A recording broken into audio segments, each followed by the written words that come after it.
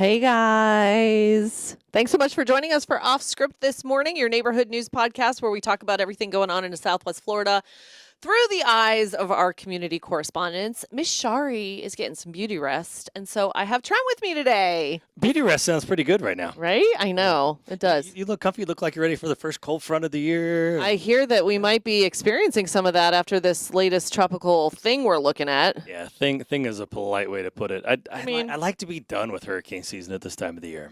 I know it's weird because you get to October and like you see, if you're on social media or anything, you see like the fall leaves starting and then Yep. we're talking about like warm waters and tropical systems. It is kind of bizarre. So I guess let's talk about Melissa a little bit. So this is a tropical storm. Correct. Okay. Yep. In the Caribbean, and she's a slow one. Yeah, this one's going to be frustrating. We're going to be talking about this storm right now, just to give you some reference. This is the island of Hispaniola, Jamaica, the Cayman Islands. The storm's getting sheared right now, so it looks like a big hot mess. So for folks at home who don't know what sheared means. That means the winds in the mid to upper levels are kind of ripping the tops off the clouds, so it's not allowing it to form and strengthen for now. That shear will let up a little bit, and the storm is drifting. It was moving a whopping 2 miles per hour this morning. I think it's up to 5 at the 8 a.m. advisory. Oh, wow. But eventually, this thing is going to blow up over the weekend, and we could be looking at a Category 4. Which is crazy. Some of the computer models showing a very large 4, maybe even a Category 5 here, south of Jamaica. This is a very warm area. This was our first Caribbean storm of the year. Do you realize that? That's insane. That's wild. Today is the anniversary of Wilma, October 23rd. And this is one of those like late October storms where you're like, what's going to happen? What's going to happen? So obviously Cuba's here. Some of the tracks you were showing us this morning, like it takes a right turn. Yep. And some it comes over here and then takes a right turn. Yeah. So will we see impacts in Southwest Florida? If everything behaves, even the farther and western outliers right now, no. Okay. But I will say this is something we're going to have to watch just because of the size of the storm potentially. Oh. And also, when you get to these systems, when they just sit there and sit there and sit there, Yeah. you wait for a cold front and what we call a trough to pick these things up. So do your little Vanna White thing again. So way up here at the top, the big blue H's we put, that ridge of high pressure is blocking it. So the farther it moves to the west here over the next couple of days, as it would move north, the closer it would get possibly to the Florida Keys with some impacts. But if it moves a little farther east here in the days ahead, it won't be an issue at all. But the latest trends are scooting it to the west just a little bit. I feel like that often happens when we're watching storms. Yeah, well, especially when they're not moving. And one other thing I'll just throw out there, again, right now, based on what we're seeing on the computer models, we won't have an issue. But this storm is so ragged at the moment that it looks like it's trying to develop a new center of circulation. Oh, great. And so if that happens farther to the west as well, that has more ramifications down the line. If it stays off to the east, of course, that's a good thing. But it's one of those we got to kind of sit back and wait. And next Tuesday, Okay. this thing is still sitting south of Jamaica. So, Oh, wow. yeah, it is What's just gonna today's sit here. Thursday. Okay, so Tuesday, so we can get through the weekend. We can Tune get in on into Monday and Tuesday, and then really take a look at what's going on with this once thing. this gets picked up on the cold front, that's when it just zooms off to the north. You mentioned Wilma.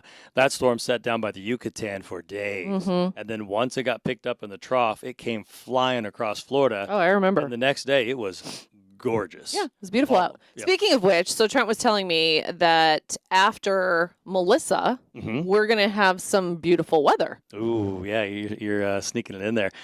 Mid to upper 70s Thursday and Halloween. We always talk about how we sweat to death in our Halloween costumes. High 77, 76, so low excited. humidity. Maybe I'll go get that Chewbacca costume. Do you do Chewbacca sounds? Come on. I mean, hold on. Hold on. I'm going to practice off the It's microphone. gonna be good. Is that a rare parakeet? I can't. Sounds like I'm gargling. Yeah. Anyway, Sorry I asked that. we have our team of meteorologists, obviously keeping their eye on Melissa. If and when there would potentially be impacts to Florida, they would let you know days out. Yeah, and if it follows that one that's farthest to the west and would impact the Florida Keys, it's going to pull in dry air here. So again, nothing to worry about right now. We'll stay on top of it. Everything looks clear at the moment. So All right. fingers crossed. Thank you, Melissa. So not far from where the Fox 4 studios are, and not far from where Trent lives. Don't worry, I won't broadcast your address. Not that I know it, but I know roughly where you live. There is talk of a new hotel going up in Cape Coral. Yeah. So this would be kind of the intersection of like Pine Island Road and Del Prado. Mm-hmm. So Cape Coral, actually, there was a meeting last night, got a little, people have their opinions on both sides. A little tense. Yeah. They approved $2.5 million worth of incentives for the Marriott Town Place Suites to move forward. The interesting thing is the city, we talked to the emergency operations manager, Ryan Lamb. They can actually reserve the top 2 floors should there be like a hurricane or they need places for city staff to go during a storm. It's outside of a flood zone. The city is actually going to be paying $350,000 for the backup generator, but again, they can use and reserve those top 2 floors. It's almost like an EOC bureau. Emergency housing, yeah. Yeah, or housing, exactly. And then they have the generators, and they're not going to be out of power. So construction on this hotel is set to start next month. This is where, where like First Watch and Crumble Cookie, Love Boat Ice Cream, I love the food. Huey references. Magoo's Chicken Nuggets. Hold on. How many food keep places going. can I name there? Right there by the Outback and the Dunkin', just right on the corner. Yes, other corner, though. Other Like yep. catty corner. Like where Lowe's is, okay? I always Oh. use food places as Always. landmarks. Always. Well, that's what we all Are know. you saying I always do? Or No, like you 100% always do. I'm usually about 80% of the time, but that's how we communicate when we're talking about traffic and stuff in the morning. Oh, across from the McDonald's and the KFC. Oh, gotcha. I feel like that's how most people do it. Agreed. You're not like The 2200 block of County Pine Island Road. Road 882. Anyway, so this hotel should be done by April of 2027. Looks like it's happening. Yeah. This is the empty lot where it's going to be built, just in case you wanted to see that. I think we're going to have some renderings here. So yeah, that's that. What do you think? Well, when I first heard about this, I was like, why in the world is the city giving That's what it's What going to was look like. $2.5 million worth of incentives to a Marriott, to a company who's going to profit regardless? Then you start going through the reasons, and then they can automatically have the 2 floors for housing.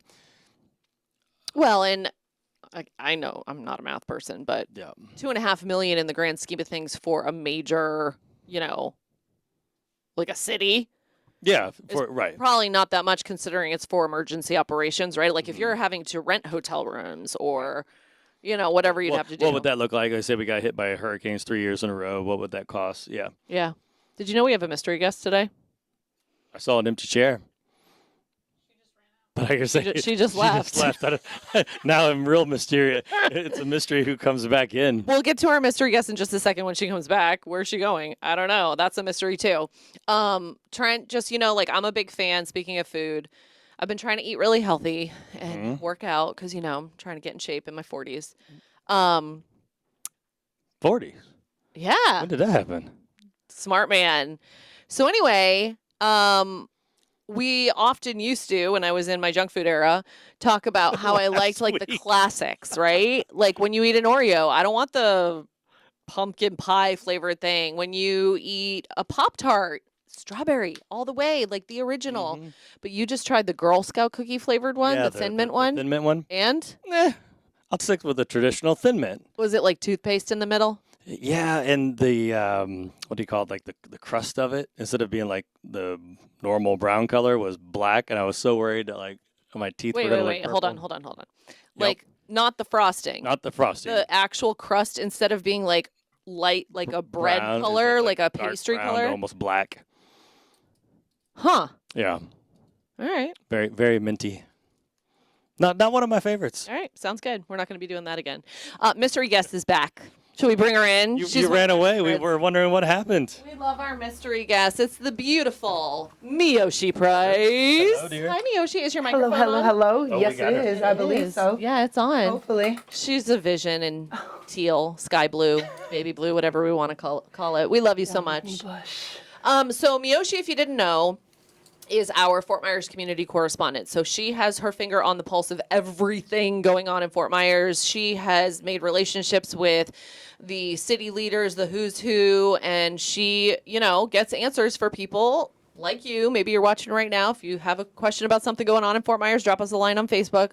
But you've really kind of leaned into this role of community correspondent. Yeah, You eat, sleep, and breathe it. literally. No, Like, I it's know. my neighborhood, right? And we live in it. We go to the stores. We go to the nail shops, by the way. They look so good. You know what I'm saying? Yeah. But Show me. I think people really understand that the neighborhood news is for them. It's to be in the streets.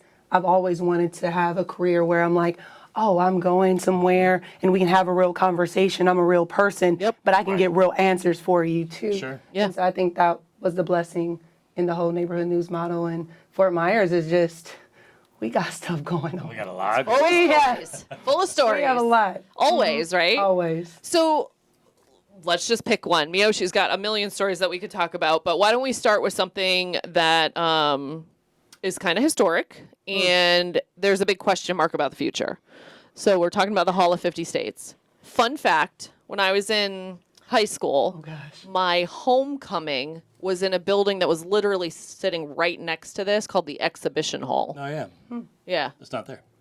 How do you know? Why You did- didn't I was even about to say, you live weren't- here. I can read history books. I don't think there's a history book about that. But anyway, so talk to me about the Hall of 50 States, because Fort Myers City Council, there was a proposal to renovate it, and Fort Myers City Council rejected it.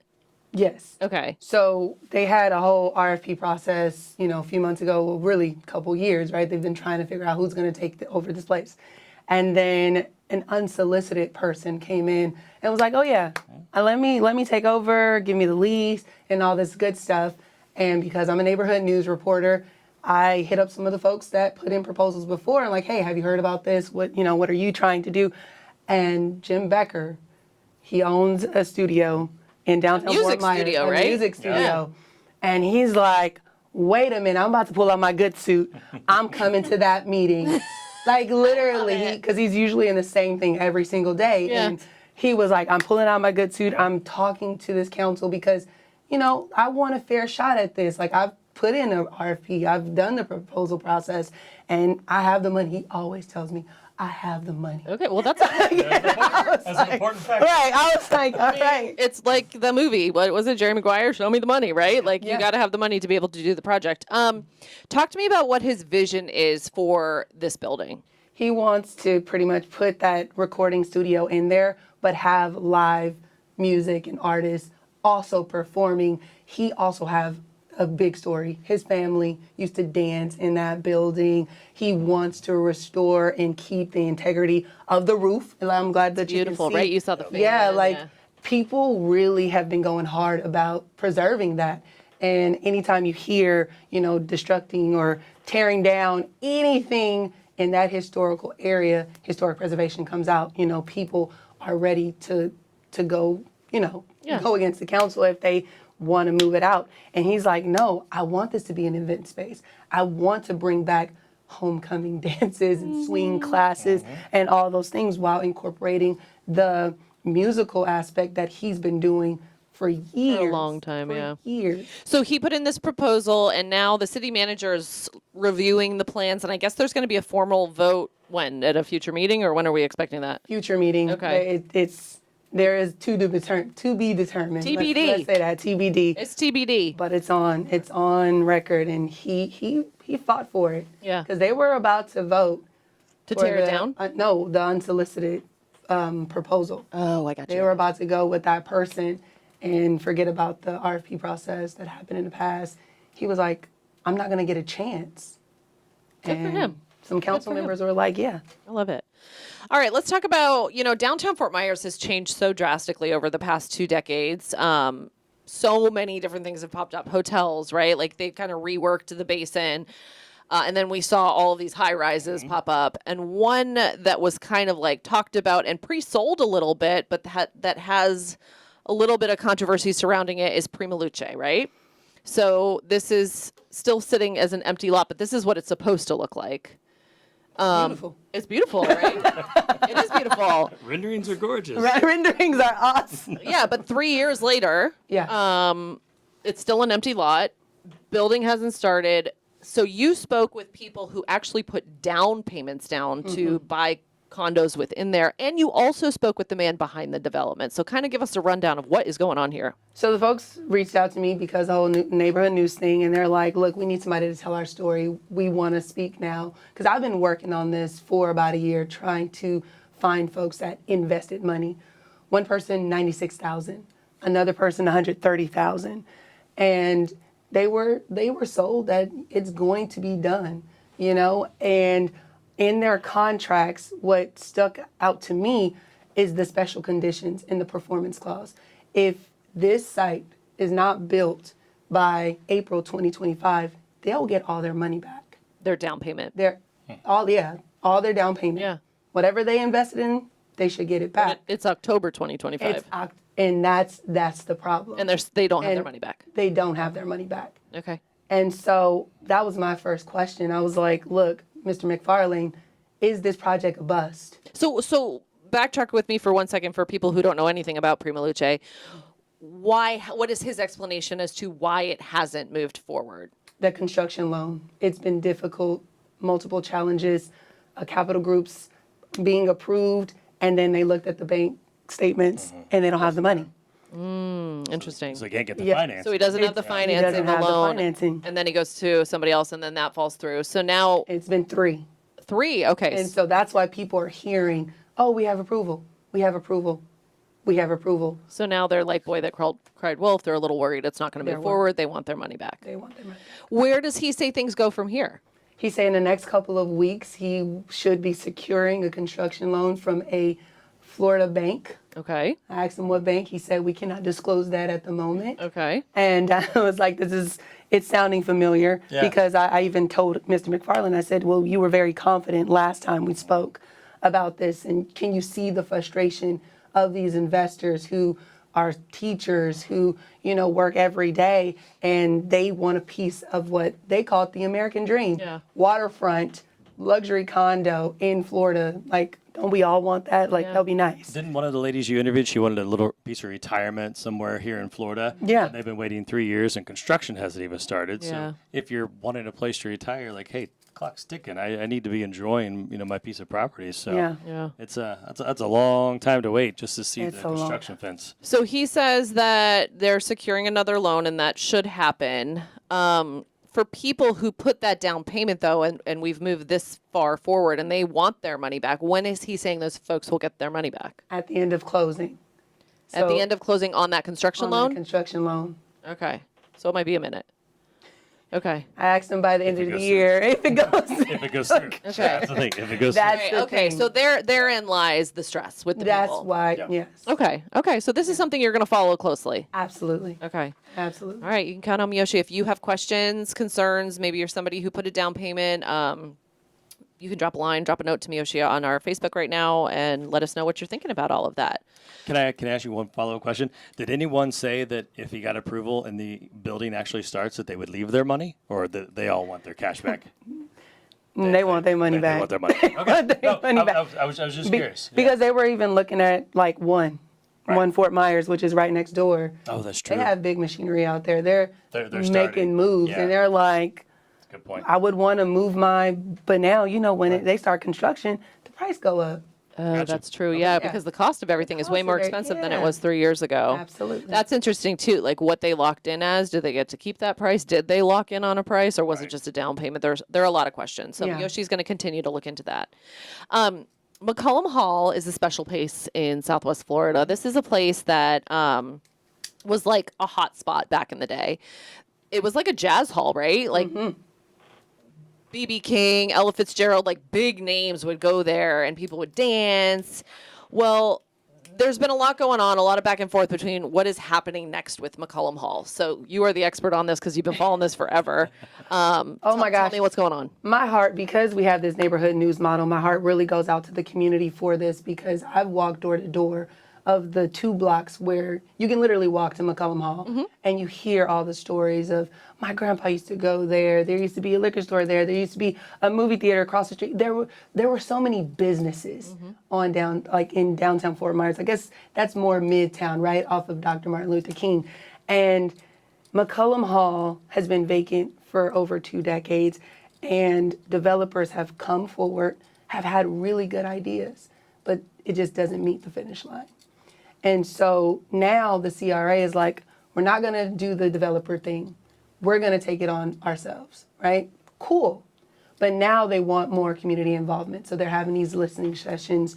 What do you want on that second level? Because what they did say in our last report is that they secured federal funding for the top layer to keep that event space. Oh, nice. And so they hope to bring back that node to jazz Yeah. and fun and culture that they once had. So that made people feel better. You can just imagine like beautiful black and white photos from back in Yeah. the day. I'm sure so many people have them, and I think that's important to keep that piece of history there. So, excuse me, is there any indication of what people are saying they want? I know the last developer that was talking with the city, they were like part little grocery store market, part food place where you can stop by, part hangout place. Like, is there kind of something people are looking for? That's exactly what they're looking for, because in that area is still a food desert, right? So they need those options. I don't know if the space is big enough for that, and that was one of the conversations during council. Like, can we actually put a mini mark there? You know, in there, things yeah. like, so they have to work that out. But that's why they're hoping more and more people. The first initial one was canceled, so they postponed it, and then like 20, 30 people showed up to the listening session, and now the next one should be coming up sometime in November. The date is not solidified. Okay. But You'll let us know when but it we'll is, let though. you know, yeah. So that's something, if you feel like you want to weigh in on what happens next with McCollum Hall, with this historic piece of land and beautiful building in Fort Myers, then you can go to this meeting and like literally just go up to the mic and talk. Voice your opinion. Yeah, maybe. Tell them what you want. Exactly. You have to do it because, Yeah. it's one of those things. I'm sure a lot of people get shy about it. Like, oh, I don't want to go stand there. Or maybe you can submit it on written form, if you don't want to like get up and, And it's talk. on Zoom. It's on Zoom And too. it's on See, Zoom. there are all kinds of options. So Yeah. you got to weigh in. Don't think, oh, everyone else will do it. You got to Right. kind of pipe up. The exterior was restored back in 2016, but it's a National Register of Historic Places since 2022, which is so cool. There's so many stories there. You're a busy lady because not only is she doing the podcast with us this morning, she's working, and I heard you have a fun event at JetBlue Park. I do. Yeah? I love this event, y'all. So students are getting to work and go to this fair. It's hosted by the Lee Building Industry Association Okay. for all trade work. Oh, cool. But it's like hands-on. Ooh. And they like get in there, they put on the gear, Okay. and they're like talking to people that have been working in this industry. But we all know that the construction industry it's like going to an old church and everyone is 90 and you're like, dang, this is a dying church. Oh, I got you. That's how they explained it to me last year, that the industry is dying because we have more men and women wiser in years than young people coming in. So we have to introduce what this industry has to offer. And there are so many different things. Oh my gosh, HVAC, yeah. construction. If you want to do robotics, is there a lot of AI technologies that are introduced to the industry? So it's like, it's a whole new world for some of these folks. And it was this one young girl in particular. She was so cute because she was following me around. And I'm getting video and I'm like, you should try that. And I didn't know what the heck it was either, right? And I was like, but you should try that. Like, you're looking at me and you need to do this. Yeah. And she tried it. And the guy was like, you have a steady hand. Oh, wow. Okay, try this one. And she stuck with him for like an hour. And he was like, if you want this, we would help you get certified and then get into the industry. Oh, wow. And That's so awesome. students are getting that opportunity. Well, and there's so much talk, right? Like over the past 5-10 years that trade is an important route for kids to go after high school. I met someone who went into welding and they were making 6 figures right out of high school, So, and they're jobs that we need. Sure, AI can do a lot of different things, but you're going to need humans to back this stuff up. So I love that. I And think it's people important. forget that people get paid for these jobs. They Big look at it time. and they're like, oh, it's just manual labor. And it's like, ask them, how much they make. They make a lot of money. And in Southwest Florida, you don't have to move for the job because we're always building. We're here. always Yeah. building. There's plenty Got of a lot of opportunities. space. Yep. Building, hospitality, like there's just so much HVAC people, like you said, you can make great money. And you can, once you get into those companies, Climb. Yep. that's me climbing a ladder. That's I know it didn't look like that, but that's me climbing a ladder, Miyoshi. Okay? just as funny as your Star Wars impression. Yeah. God, that was awful. Can we Can we combine it? Anyway, well, we're so glad you joined us today. Thank you We so love much. Miyoshi. Miyoshi's so much fun. Like, you probably see the business side of her when you're out and about if you're see her on, working or getting interviews or whatever, but we have a lot of fun here at Fox 4. Yeah, you got to give us a little updated tour of downtown Fort Myers. We'll get some D-Hop, walk around. show us D-Hop? around. Yeah, downtown. But we got pizza, we have Italian food, we got sushi. Yeah, you we got got it all. You know, telling you don't what I'm just. craving. Yeah, I was like, you want. They have Italian, Japanese You know, fusion. thank you. Yes. We got it all. It's a culinary district on the way. I'll just do it all. Yeah, it's good stuff. All right, well, I guess that's going to do it for us for the next 35 minutes. We're going to give you news of the day. Any final thoughts? Yeah, when was your event? When like right now. now, it's Like, happening literally, right she's now. like, oh. Students are pulling up All right. and She got to go. getting Good thing the weather's jobs. good. Yeah, weather is good. All right, we'll keep you posted.